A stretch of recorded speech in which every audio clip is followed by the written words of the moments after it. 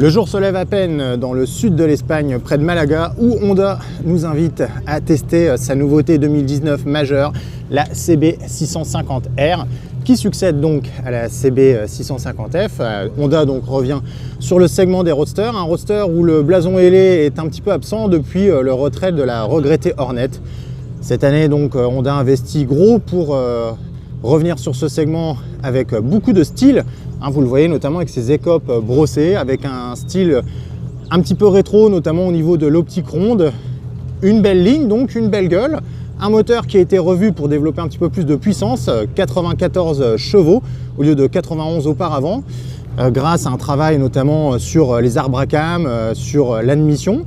On a aussi des suspensions plus élaborées, notamment à l'avant, vous avez une nouvelle fourche Showa réglable, au pied de laquelle vous pouvez voir aussi des étriers radio Nissin.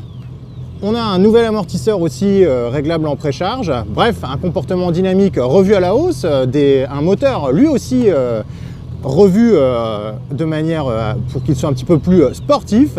Tous les ingrédients sont donc théoriquement réunis pour faire de cette CB650R un best-seller. Un dernier point avant de partir rouler, parce que là on est vraiment sur le départ. Honda ambitionne d'en vendre 2000 unités en année pleine. Donc à partir de cette année par exemple, puisque cette Honda CB650R va arriver en concession Honda à partir du 24 janvier, c'est-à-dire vraiment là, dans les jours qui viennent, le temps qu'on la teste, elle sera déjà arrivée en concession.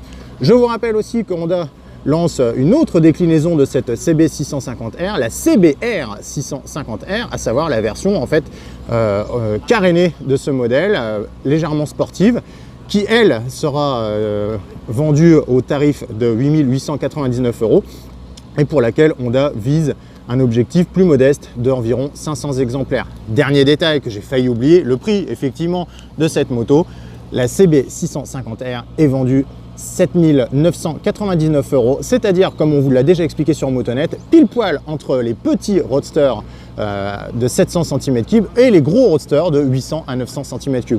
Maintenant, je vous laisse, je vais aller l'essayer, mais juste avant de partir, je vous fais quand même écouter le moteur.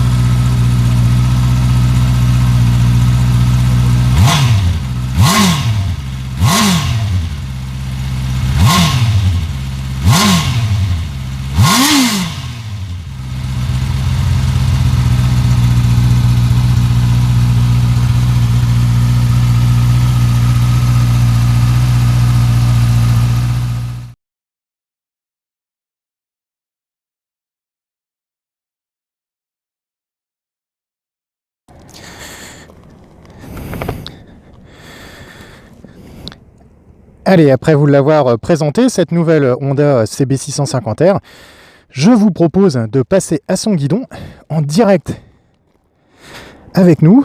On a parcouru une dizaine de kilomètres là ce matin, par un très beau soleil comme vous pouvez le constater. Donc on a déjà recueilli quelques premières sensations que je vais partager avec vous et qu'on va compléter au fur et à mesure de notre roulage, évidemment.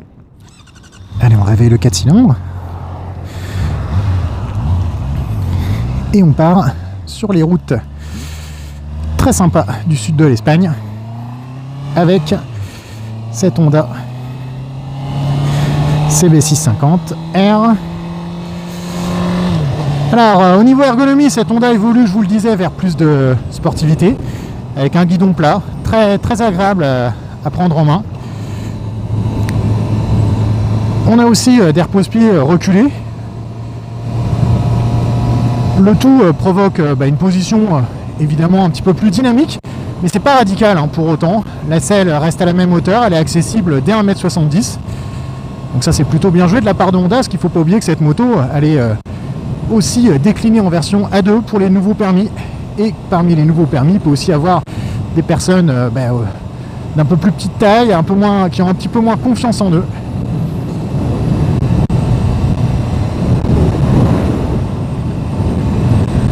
Au niveau moteur, Honda fait le choix de rester fidèle à son 4 cylindres en ligne, une motorisation qui lui est chère. En revanche, ce qui nous a un petit peu plus surpris, c'est que la CB650R conserve donc une cylindrée de 650 cm3, ce qui signifie que elle n'est pas forcément hyper coupleuse, 64 Nm, démonstration, hein. Là on est à 80, vitesse légale en France, on est en 6ème, à 4000 tours, je mets les gaz, et il se passe... pas grand chose, hein, évidemment, mais bon, on ne pouvait pas en attendre beaucoup plus au regard de l'architecture moteur et de la cylindrée. Ce qui signifie qu'il va falloir jouer un petit peu du sélecteur, et ça tombe bien, la boîte est douce et précise, pour rétrograder un voire deux rapports et maintenir le bouilleur aux alentours de 6000 tours, donc, où là ça commence à se réveiller sérieusement. Démonstration une deuxième fois. Là vous voyez, c'est plus du tout la même limonade. La moto prend des tours avec beaucoup de conviction. Je vous rappelle qu'elle a gagné 4 chevaux, qu'elle développe maintenant 94 chevaux, donc juste sous la limite, hein, pour les permis à deux. Et là, regardez, elle me demande qu'à s'exprimer dans les tours, et elle le fait très très bien. Donc il faut aimer, hein, ce type de fonctionnement, décalé vers le haut.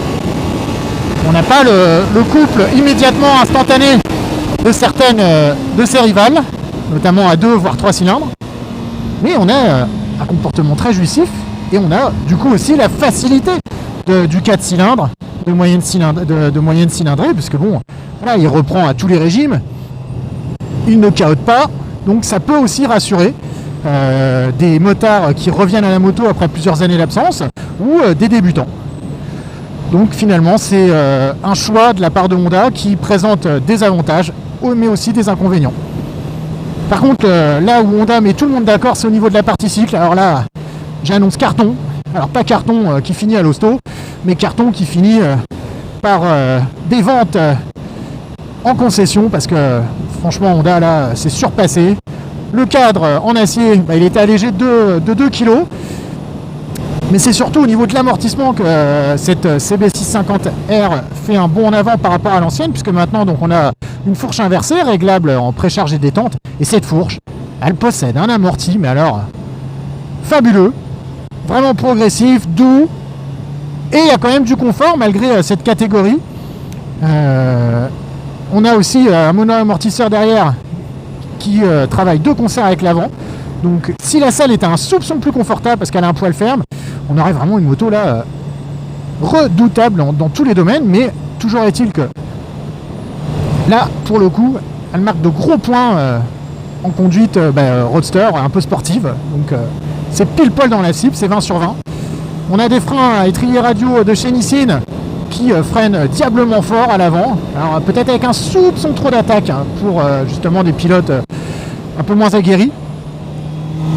Et on a aussi donc un train avant qui est fabuleux d'agilité, de facilité et en même temps de stabilité, parce que c'est vrai qu'il y a certaines motos dans la catégorie qui savent aussi se montrer hyper agiles, qui sont capables, comme la Honda, là, regardez, hop, un petit coup sur le guidon et elle plonge sans aucune retenue. Mais quand on prend par exemple une MT-07, elle est beaucoup plus volage du train avant, elle met moins en confiance à très grosse vitesse, alors que là on peut rentrer très très vite dans les courbes et on peut en ressortir aussi très très vite en maintenant le 4 cylindres dans les tours et en profitant donc d'un agrément vraiment de partie cycle de premier plan. Tout ça fait que l'anti-patinage installé pour 2019 sur cette moto n'est pas très très souvent convoqué, d'autant que la moto a d'origine des bons pneus, des Metzeler Roadtech 01. Ils nous ont pas fait défaut une seule fois, et pourtant ce matin quand on est parti, il faisait un peu frisquette, il y avait des zones un peu humides et on s'est pas fait piéger une seule fois. C'est des pneus très préventifs eux aussi, tout comme la moto. Et hop,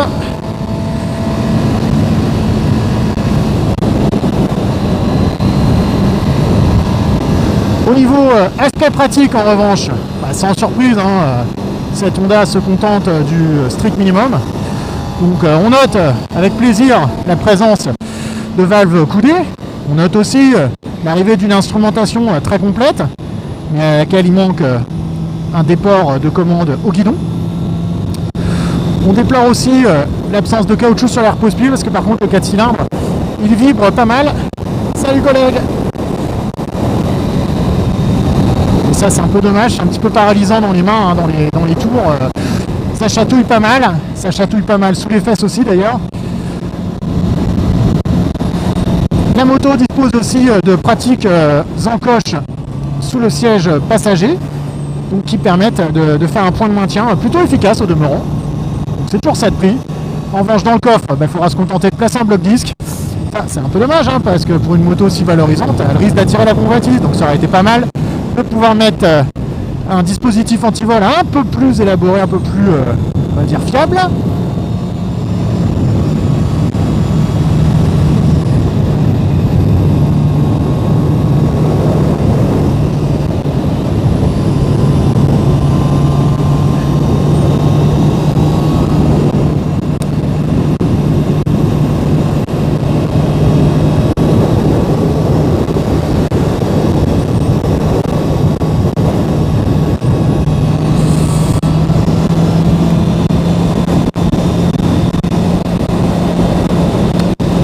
Allez, sur ces bonnes paroles, on va s'arrêter ici, tout simplement parce que l'équipe Honda nous attend pour la suite de cette journée qui comprend aussi l'essai de la déclinaison carénée de cette CB650R, à savoir donc la CBR 650 qu'on va tester donc cet après-midi, juste après la pause déjeuner. Je vous rappelle que cette CB650R coûte 7 999 €. C'est un tarif donc qui se situe, comme je l'avais dit en introduction, entre les deux catégories reines du genre roadster. Pour notre part, on le trouve à un tantinet élevé. On pense qu'Honda aurait peut-être pu faire un petit effort supplémentaire de quelques centaines d'euros afin de mieux la placer. Car rappelons que la cylindrée est quand même de 650 cm3 et ça se ressent quand même en matière de couple, en matière de sensation.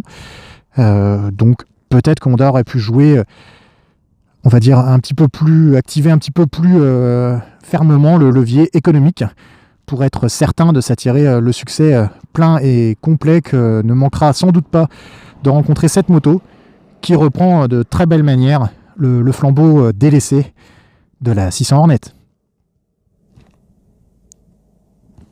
Allez, restez connectés!